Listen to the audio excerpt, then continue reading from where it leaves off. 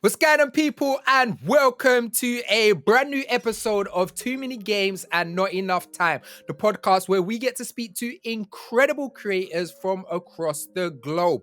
I'm your host with the most, the one and only Mr. Midas. Once again, thank you for all of the love on the channel. Remember, we are working towards 5K by the end of the year, so please share the video, like the thing, comment, tell your peoples about us because they need to know. But not only do they need to know me, they need to know my incredible guests that I have on today's show, because I have a content creator and podcaster. Whether it's Xbox, PlayStation, or Nintendo, he is the front seat driver you need for all your gaming needs. We're talking a lover of art books, another RPG fanatic, the weatherman, Ryan, Mr. Carpool Gaming himself. Welcome to Too Many Games. Thank you so much for having me. This is super fun. This is a long time coming, Midas, because I know you're also a fellow RPG fan, and you've been hanging out, of course, with Matt over on Carpool Gaming as well. So I knew that this is, whether it was you coming on our show or me coming on your show, this is something that had to happen. So I'm glad you got to be here.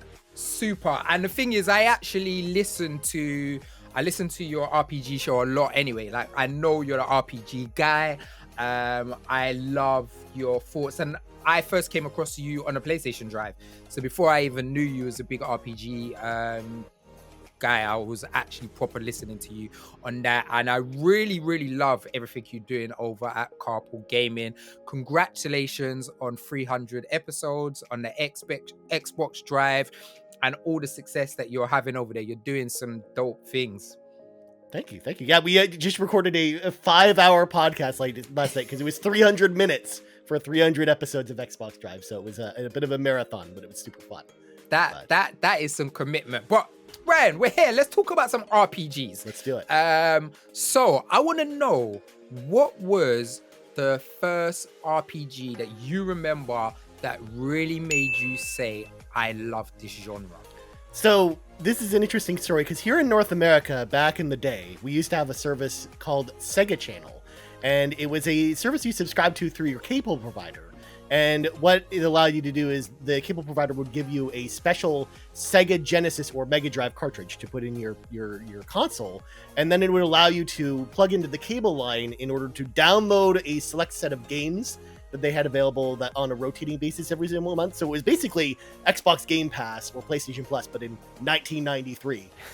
So I got to experience so many games that way. And while I had played the original Final Fantasy on NES, back then, before the internet, none of us knew what RPGs even were really back then. Like, I asked the guy at the video store what an RPG was, and he was calling stuff like Genghis Khan on the NES, which was like a strategy game, like a role-playing game. So I didn't really know what RPGs were until I was introduced to Sega Channel, because they had a section all about role-playing games. And they had a bunch of games in there. And the one that really got its hooks into me was Shining Force 2 on the Sega Genesis or the Sega Mega Drive, of course. This is a strategy role-playing game, very similar to something like Fire Emblem, made by Camelot, the makers of Golden Sun, as well as the Mario sports games before they left Sega to join Nintendo. And this was a game that really got its hooks into me. I played it a ton growing up. But the downside to Sega Channel, though, was you couldn't save your game. And this is a long game. So we would but my brother Kyle and I, we would just go and just play this game over and over again from the beginning, trying to get as far as we could to the game until eventually we rented the game and we were able to beat it over the course of a weekend. So this is the game that really kind of brought me into RPGs. And then wait. First of all, I need to let everyone know, Ryan, you did that so smooth. That was not prepared. You literally had your game right there ready, like you knew I was going to ask you. So first of all, kudos on that. That was so smooth and so slick.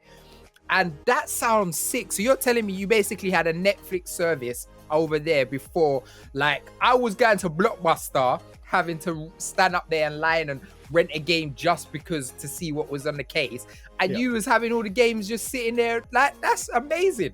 I didn't even know nothing like that existed.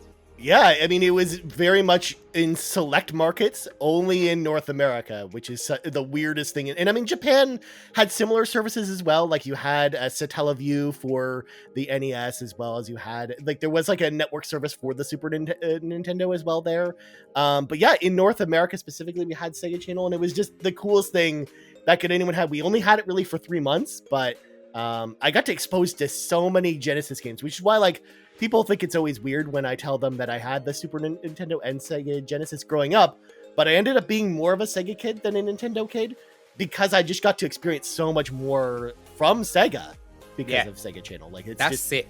That's it. All right, what you got for me next? I see you got something else lined up for me. Yeah, so I had something else as well, because even though Shining Force was like my gateway into role-playing games, the one game that I played shortly afterwards that really solidified role-playing games for me in general, and not only that too, I was fortunate enough as a child to have a Sega CD attachment for my Sega Genesis. Of course, that's Lunar the Silver Star on the Sega CD. This was a game in 1992 that had full motion cinematics and CD audio, which kind of blew my mind back then. But this is also a fantastic role-playing game from Game Arts, the creators of Grandia. And it's one that I wish would come back one day, because it's gotten numerous remakes on PSP, PS1, but it's kind of, trapped in the ether a little bit. But yeah. That's dope. I've never even heard of Luna before. So if it's from the creators of Grandia, that's something that I definitely want to check out. And once again, that was so smooth. I'm impressed. I'm usually grabbing stuff from my background, and the way you had that, slick. I love it. So what's funny, Ryan, for me, I remember when I was younger, and one guy that I know had a Nintendo Famicom, which was the American name, and the UK version was called the Super Nintendo. So he had a Famicom, and I remember going to his house, and he had this game called Secret of Mana. And like, he was taking us around, and he was reading and narrating, and we were playing, and I was like, wow, this game's sick. And I was like, this is amazing. I want to get something like this. So when the Super Nintendo came to, because he got it before, because the Famicom came out in the States before it came to the UK. This is when consoles didn't go to all of the regions at the same time. You had to wait for it to come to these kids, they don't know the pain. No, not let alone game releases too, because like Europe would always have like extra late release dates for some games, or Europe would get games super early, or games we wouldn't even get in North America from Japan. Literally, I feel like the only pain that I get from that now is Persona. And I hope Persona 6 doesn't do that. I hope it's a global release, but we'll see. Yeah. So I played that. So by the time I got the by the time I got the Super Nintendo, I couldn't find this Secret of Mana game anywhere. Like it was like, because it was like a ghost town. Because back in those days, you'd go to your local game shop, and if they don't have it, you ain't getting it, or unless one of the chain game places. So I remember looking in a gaming magazine. Another thing you kids don't know about, we used to read about games inside a magazine and look at still pictures to know if we wanted to buy them. That was the only way to know. Like, also Nintendo Power is one of those things too, provided so many guides for games as well, that like if you got stuck in a game, like, good luck unless you read a magazine or knew a kid who knew the answer. And then there was always a kid who'd lie and tell you something that didn't even exist. No matter rumors there was in games. Oh, that was you. That was me sometimes. In fact, at the end of Castlevania, people wanted to know how Castlevania on the NES ended. And I was like, oh, well, when you beat Dracula, his teeth fall out, you put the teeth in, you become Dracula. And people believed me. They thought it was a real thing. So there you go. I love that. That's a good fake one. So I was like, so when I read in the magazine, it said that Legend of Zelda, A Link to the Past was up the same vein. So even though technically Link to the Past isn't an RPG, that was my first role-playing game, really discovering what that series is, because I was trying to get that kind of Secret of Mana fix. So that's a dope one. All right, I want you to give me a RPG that's been kind of lost in time that you would love to have either the Final Fantasy VII kind of grand remake, or like revitalize in the way Tales of Arise has been revitalized. Well, I'm glad you asked this question, because as someone who probably listens to the RPG Cave, you've probably heard me talk about this game once or twice because there's a shtick on the show where I talk about this game almost every single week or work its way into the show because I'm trying to will this back into existence at some point. But the game I'm going to refer to is Parasite Eve on PlayStation 1, the survival horror role-playing game. Because we actually did an episode this week on RPG Cave actually about the role-playing games, the non-RPG series that we would love to make role-playing games. And the big thing that came up a lot, both from our listeners and from us on the panel, was horror just is not really a genre we really see in RPGs all that often. And Parasite Eve, when first playing it, was basically Resident Evil, the role-playing game. It was turn-based. You had limited ammunition to get through the experience, but it was such a cool game and it's such a unique experience. And I really felt like after playing something like Resident Evil 2 Remake, seeing Parasite Eve in like a similar engine, but still being turn-based, like that's like the dream come true for someone like me, because I love Parasite Eve a lot. It's one of those games that just a lot of people missed out on the PlayStation 1, and it's also just in kind of a niche genre, you know, being turn-based horror, survival horror, but I still love that game to this day, and it's just, again, kind of lost to the ether, where the only way to play it at this point is to, you know, have a PlayStation Vita and buy it from the digital store, or hook up your PS1 or play it on the PS3 at this point. So, Ryan, I can't understand how both Parasite Eve and Dino Crisis have not been brought back. Like, these are two franchises that just make sense, especially like you said, with the success of Resident Evil. The remakes are incredible. Like Resident Evil 2 is my favorite Resident Evil, but Resident Evil 2 Remake now I prefer over the original. I think it's a better game than the original is now, and it just makes so much sense. And Parasite Eve was such, the original, the first one, I know it went a bit off the scale, but was such a good game. And that is something that super needs to come back. All right, Ryan, do you know what would be my answer to this? And Sega, you cowards, make it. I need it in my life. Is Skies of Arcadia. Yes. I want Skies of Arcadia so bad. Skies of Arcadia for me was it reminds me of the Dreamcast, something that was creative, something that made so much sense and was super underrated. Like, that series was incredible and that game was so good. And what's mad about that game for me is it's the first pirate game I even think of. So before, like, Assassin's Creed, my favorite is Black Flag. Like, I love Black Flag. But when I think about Skies of Arcadia, I can't even think about pirate games that I was playing at that time, let alone in the sky.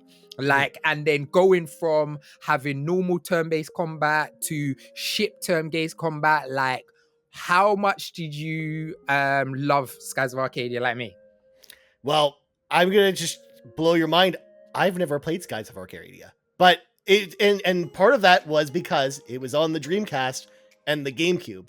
And I had the GameCube growing like when the GameCube was out, but that game was so rare to find in stores in North America that I couldn't get a copy of it. And when you look at and it's reflected in its price now, because if you want a copy of Skies of Arcadia now, it complete in box, you're looking at least $500 to $600, US dollars for one, which is a lot in pounds, I imagine too. So, so I imagine like it's another game. To your point, it's so inaccessible because of the price, because of the low print run, and the fact that most people didn't have Dreamcast. Like, I have a Dreamcast now, but I never had one when the console was out or anything like that. So it's so hard to go back and play. Ryan, can you believe I've got the Dreamcast with Skies of Arcadia at my mum's house somewhere? I gave to my little brother and he hasn't got a clue where it is. Oh my god, it's like, just hidden in a box somewhere. Find it. Do you know what's funny as well? I didn't even know it was on a GameCube. I had the GameCube because I grew up as a Sega kid, then I jumped over to Nintendo, and I've always had Nintendo consoles other than a Wii. You didn't play that trash. And then I've always been PlayStation from there. And I really, really loved that game, but I had no idea it was on the GameCube because I would have replayed it because I loved that. That was literally one of my favorite Dreamcast games. Like, the best part the GameCube version has like extra content too, so it's like almost like the definitive version of the game, because they did that as part of like the big re-release to try and get Yeah. people to actually play it. But it was such a low print run, like I said, like most people never got their hands on it, so never got to play it. So it was really only because of word of mouth that people, started to actually learn that this is a cool game. That they Still should got my check it out. Dreamcast. Yeah, very. It's nice. so funny. It had I can't remember what magazine it had, but it had where you could actually change out the cube with different plates. So that was cool. All right.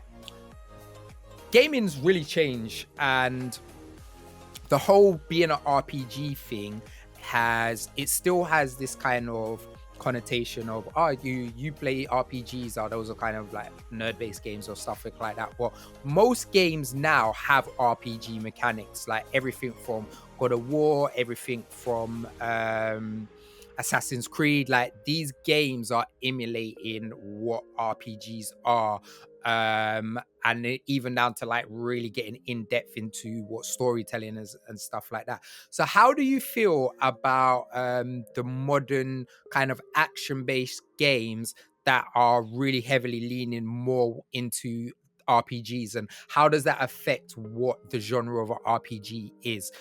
Great example is obviously FF16, which is probably the least RPG Final Fantasy game we've ever had, but it's the same as an Assassin's Creed as much as that is an RPG.